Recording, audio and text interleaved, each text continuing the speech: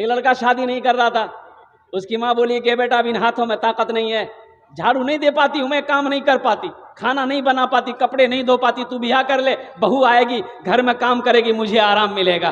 तो बेटा बोला कि अम्मा नहीं, जब तक तू जिंदा है मैं शादी नहीं करूंगा, जब तू मर जाएगी फिर हम ब्याह करेंगे। बोले का है? बोला इसलिए कि बीवी आएगी, झगड़ा होगा, सास बहू में झगड़ा होगा, ये मुझे बर्दाश्त नहीं है कि मेरी माँ से कोई झगड़ा करे। कुछ दिन और गुजरे, माँ बोली कि बेटा आप बर्दाश्त नहीं हो रहा, तू कर ले। बोले ठीक माँ, देख अगर आप चाहते तो देख लीजिए। माँ एक लड़की को चुनी, पसंद की, पढ़ी लिखी लड़की, ब्याह करके ले आई। और लड़की क्या माशाअल्लाह 10 बजे सुबह उसकी नींद खुलती थी। अब बुढ़िया भोरे उठ के नमाज पढ़ के झाड़ू देना, बर्तन धोना, नाश्ता बना के पलंग पे ले जाके देना। वो उठती थी, मार इधर से बरस, मार इधर से बरस करके नाश्ता खा के फिर पलंग में किताब लेके बैठ जाती थी। जब 2-4 दिन हो गया तो उसका बेटा को बोला कि अम्मा उसको बोलो ना, अरे ना काम न करेगी, तुमको आराम करने के लिए ना ब्याह किया हम।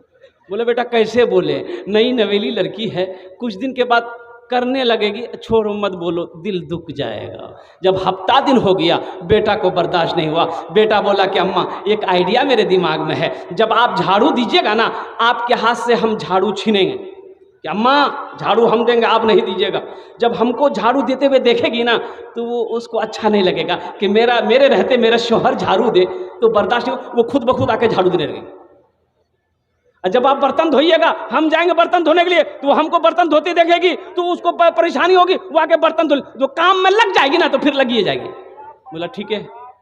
माँ झाड़ू दे रही, बेटा आया, बोला कि अम्मा हम देंगे, माँ बोल रही हम देंगे, बेटा बोल रहा हम देंगे। वो देख के सो गए। बर्तन हम धोएंगे, बर्तन हम धोएंगे, बर्तन हम धोएंगे, बर्तन हम धोएंगे, माँ बेटा दोनों बोल रहा। जब हफ्ता दिन हो गया तो वो लड़की एक दिन उठी और दोनों को बुलाई, सासों को बुलाई, शौहर को भी, इधर आइए।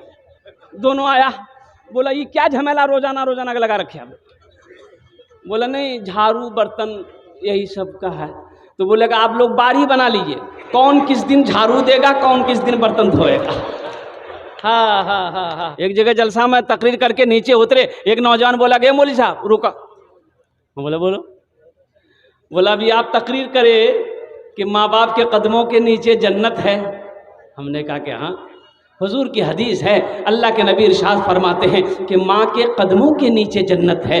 बाप जन्नत के दरवाजों में से एक बीच का दरवाजा है। कौन सा दरवाजा है?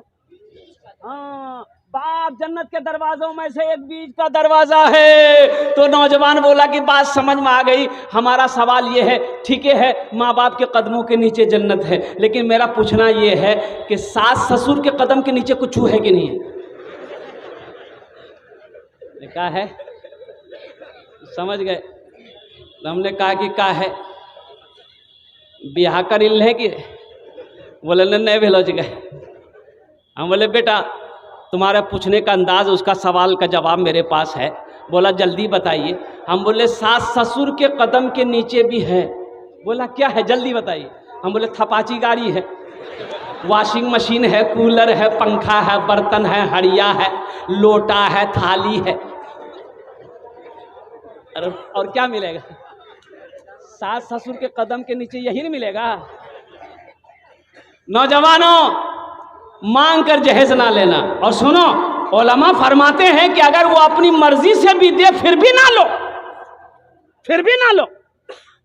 लड़की वाला अगर अपनी मर्जी से दे फिर भी ना लो, इनकार कर दो, नहीं मुझे नहीं चाहिए, मुझे नहीं चाहिए, मुझे तो सब में आपकी बेटी चाहिए, हमें तो अपनी बीवी चाहिए। और बहू और लड़का का बाप कहे हमें तो वो बहू चाहिए कि जिसका कदम मेरे घर पे पड़ जाए तो अल्लाह उसके कदम की बरकत से मेरे घर को जन्नत बना दे।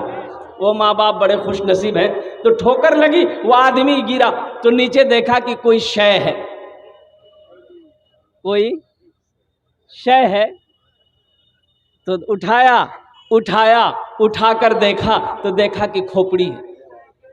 आदमी का खोपड़ी जाने जगे तो खोपड़ी को उलट पलट कर देखा तो उसमें कुछ लिखा हुआ था। पढ़ा लिखा आदमी था, पढ़ा, खोपड़ी में लिखा हुआ था कुछ हुआ है कुछ बाकी है। अब ये घबराया कि अब बाकी क्या है इसका। अरे मरने वाला मर गया, ना जाने कई साल हो गए होंगे, इसका जिस्म मिट्टी में मिल गया होगा, अब इसका बाकी क्या है, चेक करना होगा बाकी क्या। रुमाल में लपेटा, घर लेकर गया, तिजोरी खोला, तिजोरी में रख दिया। सुबह शाम 2 टाइम अलमारी खोलता था, देखता था अभी तो कुछ हुआ कि नहीं हुआ। खोला, देखा, बोले नहीं हुआ, फिर रख दो। जब 4-5 दिन हो गया, इसकी बीवी को शक हो गया कि अलमारी में ये रखा क्या है। चुपके से ताला खोलता है, कुछ देखता है, फिर चाबी, ताला मार के चाबी अपने पॉकेट में रखता है। हमको चेक करना होगा रखा क्या है। खाना खा के सोया, बीवी चाबी निकाल के रख दी। सो के उठा, कपड़ा पहना और चला गया मटियारी। बीवी सोची बड़ा अच्छा मौका है, अलमारी खोली, देखा रुमाल में कुछ लिपटा है, रुमाल खोली तो देख के हक्का बक्का रह गई। वाह खोपड़ी, ओ जादू सीखे जी। बीवी बोली कि जादू सीखे थे, हमको भगाने के लिए जादू सीख रहा है, इसको पते नहीं इसका जादू को हम क्या कर देंगे। बीवी ली, खोपड़ी को उखली में डाली, दे समा, दे चोट, इतनी चोट मारी कि खोपड़ी का भूसा बना दिया, तालाब में फेंक दिया। ये बेचारे मटियारी से आए, रात में चाबी खोजने लगे। बीवी बोली कि चाबी लीजिए, गिर गई थी। अलमारी खोला, ना रुमाल है ना खोपड़ी है। तो पीछे से बीवी बोलती की चाबी जगह खोपड़ी,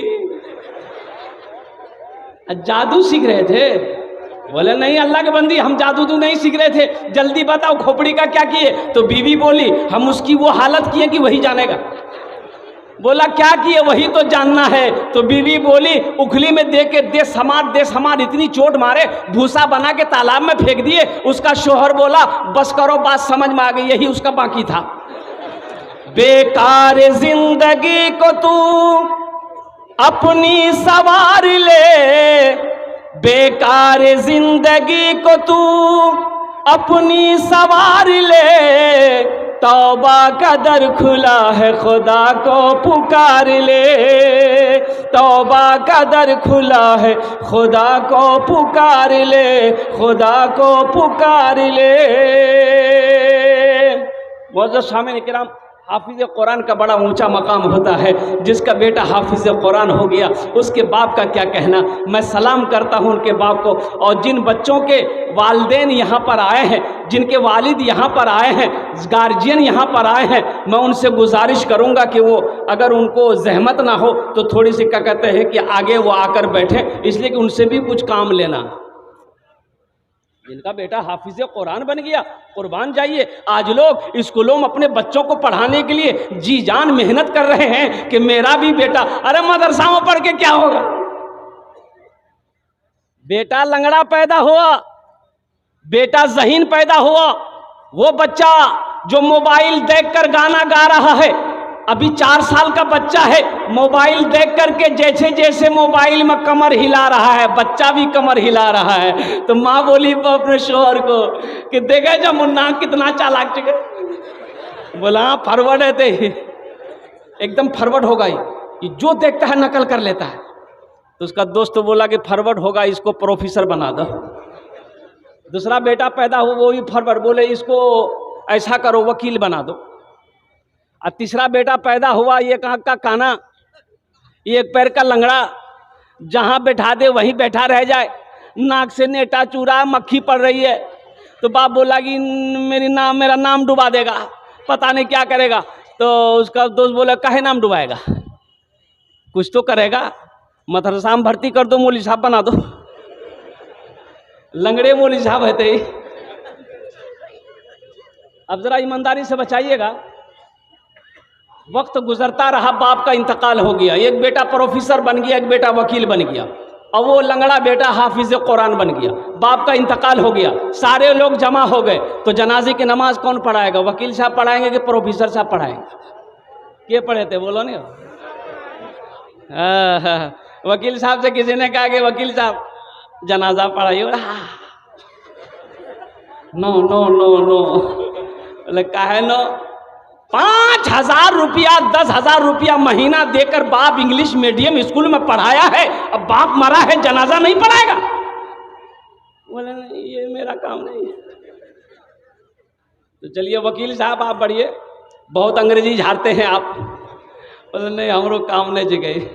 बोले फिर कौन पढ़ाएगा? बोले मेरा एक भाई हाफिज कुरान है ना, लंगड़ा है, वो पढ़ाएगा।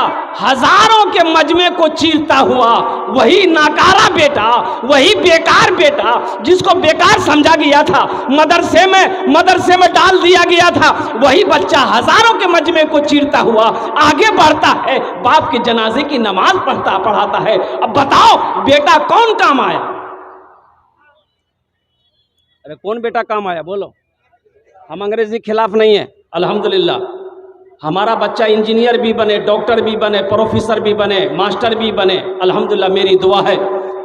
हमारी कौम को मास्टर की भी ज़रूरत है, प्रोफेसर की भी ज़रूरत है, वकील की भी ज़रूरत है, इंजीनियर की भी ज़रूरत है, डॉक्टर की भी ज़रूरत है, साइंसदान की भी ज़रूरत है। लेकिन साथ ही साथ दुनियावी पढ़ाई के चलते कुरान को ना पढ़ना, दीन की पढ़ाई को नज़रअंदाज कर देना, ये सबसे बड़ी बेवकूफ़ी और जाहिलियत है।